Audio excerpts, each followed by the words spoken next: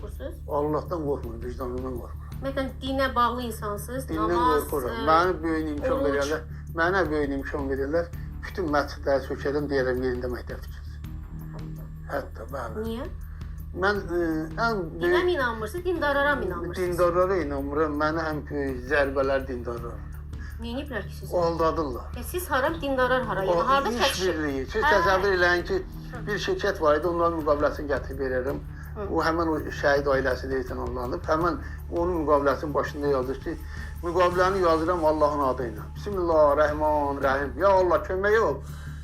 İndi onu gətirib ekspendiya, o müqaviləsini gətirib sizə kopyasını verə bilərəm. Şikayətini bu rəhbərlik bu cür belə şəhər şamata ilə, böhtan atmaqla.